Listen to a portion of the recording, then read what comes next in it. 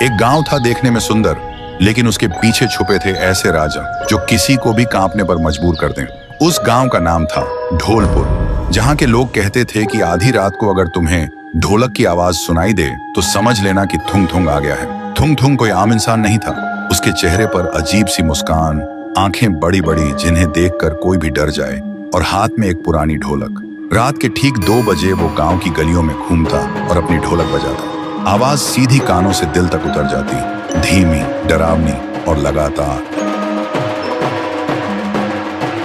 गांव के लोग ढोलक की आवाज सुनकर कांपने लगते, क्योंकि जिस घर के सामने वो रुककर ढोलक बजाता, उस घर के लोग अगले दिन कोई बीमार पड़ जाते या किसी की मौत हो जाती। फिर एक रात गांव का एक लड़का रघु सो रहा था, तभी ढोलक बजने लगी। ढोलक की आवाज से उसकी नींद टूट गई। वो गुस्से से हिम्मत जुटाकर उसके पास गया। रघु ने कहा, कौन हो तुम और क्यों ढोलक बजा रहे हो? वैसे ही ढोलक बजनी बंद हो गई। थुंग थुंग धीरे धीरे मुड़ा। रघु ने देखा उसके चेहरे से सैकड़ों चीखों की आवाज निकल रही थी, लेकिन तभी फिर से ढोलक अपने आप बजने लगी। और उसके बाद से रघु को किसी ने गांव में कभी नहीं देखा। गांव में और भी डर फैल गया। कोई भी रात को 2 बजे बाहर निकलने की हिम्मत नहीं करता था। लोग दरवाजे और खिड़कियां बंद करके सोने लगे, क्योंकि ढोलक की आवाज इतनी डरावनी थी कि पूरा शरीर कांप उठता था। उसी गांव में एक लड़की थी, गौरी। उसका भाई रघु ही था। उसने कसम खाई थी, मैं पता लगाऊंगी कि मेरे भाई को थुंग थुंग कहां ले गया। सुबह गौरी गांव के एक बुजुर्ग के पास गई और उसने पूछा, दादा, थुंग थुंग कौन है? बुजुर्ग कांपते हुए बोला, बेटी, थुंग थुंग कभी इस गांव का ढोल किया था, लेकिन 80 साल पहले एक शादी में ढोलक बजाते बजाते अचानक मर गया था। कहते हैं तब से उसकी आखिरी सांस उसी ढोलक में कैद हो गई, और तभी से वो आधी रात को ढोलक बजने लगती है। गौरी अब समझ गई थी कि वो एक भूत है, लेकिन फिर भी उसने तय किया कि वो उसी जगह जाएगी जहां वो शादी हुई थी। फिर रात के ठीक 2 बजे जब गांव में ढोलक बजनी शुरू हुई, गौरी ने हिम्मत जुटाई और उस आवाज के पीछे चलने लगी। अंधेरे में चलते चलते वो उस जगह तक पहुंच गई। वहां उसने देखा थुंग थुंग नाचते हुए बहुत जोर जोर से ढोलक बजा रहा था। गौरी ने कांपते हुए पूछा, मेरा भाई कहाँ है? थुंग थुंग अचानक रुका। उसकी आंखें जलने लगी और ढोलक अपने आप बजने लगी। तभी ढोलक के अंदर से एक चीख सुनाई दी। गौरी डर से भागने लगी। तभी एक आवाज आई, दीदी। गौरी रुक गई और पीछे मुड़ी। उसने देखा रघु और थुंग थुंग एक साथ खड़े थे, लेकिन वो अब इंसान नहीं था। उसका चेहरा अजीब और आंखें लाल हो चुकी थी। रघु ने धीरे से कहा, दीदी, अब मैं भी थुंग थुंग का हिस्सा हूँ और अगला नंबर तुम्हारा है। गौरी रघु को उस हाल में देखकर कांप गई। उसका अपना भाई अब इंसान नहीं रहा था, बल्कि थुंग थुंग का हिस्सा बन चुका था। उसने भागने की कोशिश की, लेकिन जैसे ही दरवाजे तक पहुंची, ढोलक अपने आप उड़कर आके दरवाजा बंद कर देता है। तभी गौरी को बुजुर्ग की कही बात याद आई। जब वो बुजुर्ग की बात सुनकर जा रही थी, तब बुजुर्ग ने फिर से बुलाया और कहा था, बेटी, अगर तुम अपने भाई को आजाद करना चाहती हो तो थुंग थुंग को रोकने का एक ही तरीका है, उसकी ढोलक को पूरी तरह जलाकर राख कर दो, तभी उसके श्राप से बचे लोग आजाद हो सकते हैं। ये याद करते ही गौरी कांपते हुए एक मोमबत्ती जलाती है और ढोलक के पास जाकर आग लगा देती है। जैसे ही आग लगती है, पूरी जगह कांप उठती है। थुंग थुंग चीखता है, नहीं, ये मत कर, वरना पूरा गांव लाशों से भर जाएगा। रघु भी चिल्लाता है, दीदी मत कर, अगर ढोलक जली तो मेरा खून तुम्हारे हाथों से टपकेगा। गौरी के हाथ कांपते हैं। वो रोने लगती है और आंखें बंद कर लेती है। तभी अचानक ढोलक से भयानक चीखें निकलती हैं। पूरा आसमान लाल हो जाता है और आग के बीच ढोलक अपने आप बजने लगती है। और फिर सब खामोश। गौरी बेहोश होकर गिर जाती है। सुबह जब उसकी आंख खुलती है, गांव वाले उसी जगह पर खड़े मिले। सब कुछ ठीक लग रहा था। ढोलक की आवाज बंद हो चुकी थी। गांव वालों को लगा गौरी ने उन्हें थुंग थुंग से बचा लिया है, लेकिन जब गौरी ने अपने हाथ देखे, उसकी हथेलियों पर ढोलक के निशान बने हुए थे। वो समझ नहीं पाई ये हुआ कैसे। और उस दिन से गांव वाले रात में बिना डरे सुकून से सोने लगे। मगर सच कुछ और था। हर रात ठीक 2 बजे गौरी के हाथ अपने आप हिलने लगते और उन निशानों से अजीब सी कंपन निकलती, जैसे कोई ढोल अपने आप बज रहा।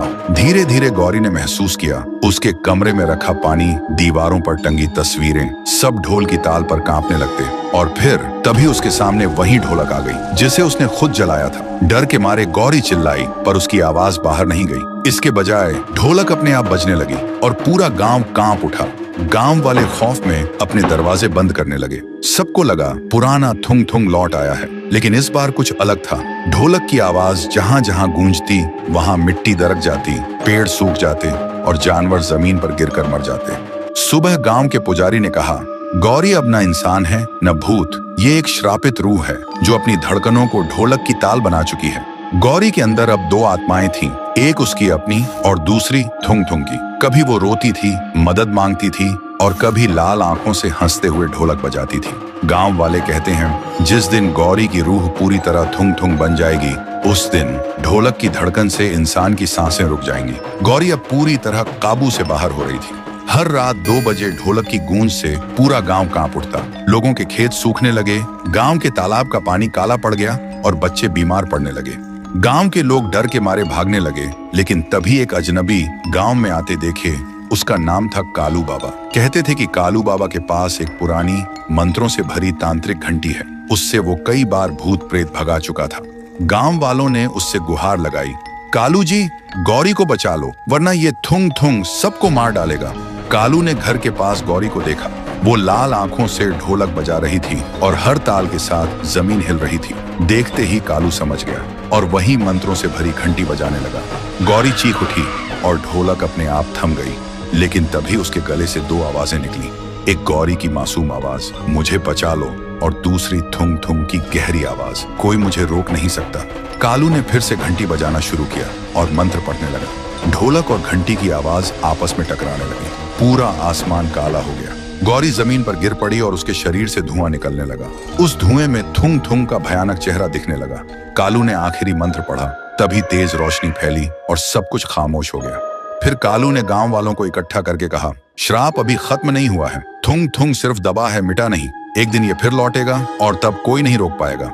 फिर कालू गांव से चला गया। गांव धीरे धीरे शांत होने लगा। लोग सोचने लगे कि अब डर खत्म हो गया है, और देखते ही देखते 6 महीने बीत गए। कालू बाबा वो एक दिन पहाड़ों के बीच झरने के नीचे गहरे ध्यान में बैठे थे। तभी उन्होंने देखा 80 साल पहले का दृश्य।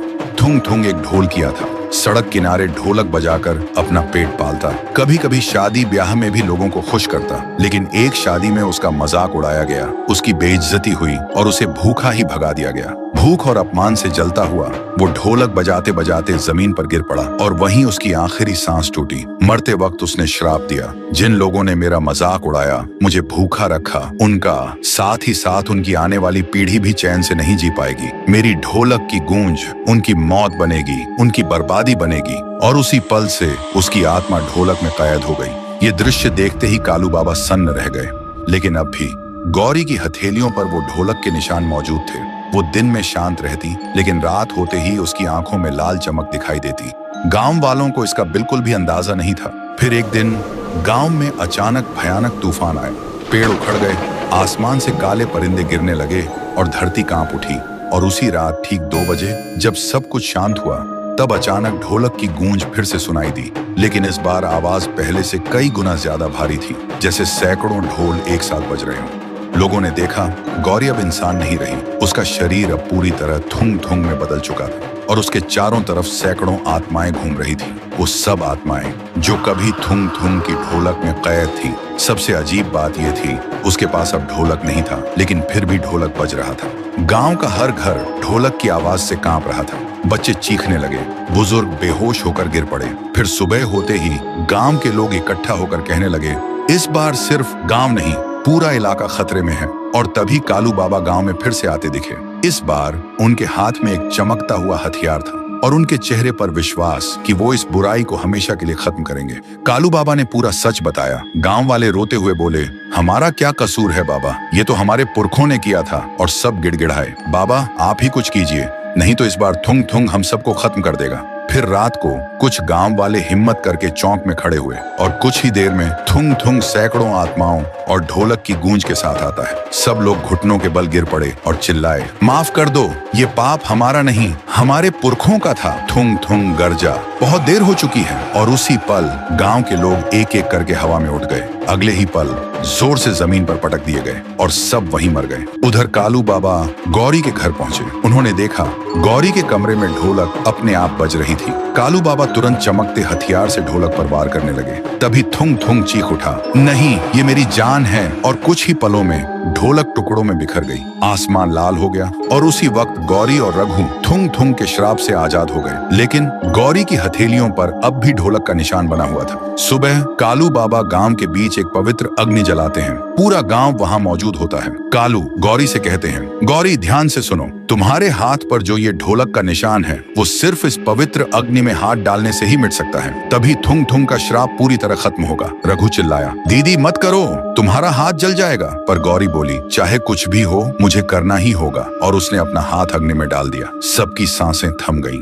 लेकिन जब गौरी ने हाथ निकाला तो देखा उसके हाथ को कुछ भी नहीं हुआ और ढोलक का निशान भी मिट चुका था। तभी अचानक अग्नि भड़क उठती है और उसी आग से थुंग थुंग का रूप बनता है। उसके हाथों में वही ढोलक आ जाती है और वो बजाने लगता है इतनी तेजी से कि पूरा गांव कांप उठता है और अगले ही पल आसमान का लाल रंग मिट जाता है। देखते ही देखते सब कुछ खामोश हो गया और तब से गांव वाले सुकून और खुशी से रहने लगे। लेकिन कभी कभी बहुत गहरी रात में हवा के साथ एक धीमी सी आवाज सुनाई देती है, शायद याद दिलाने के लिए कि अपमान और भूख से मरी आत्मा कभी चैन से नहीं सोती।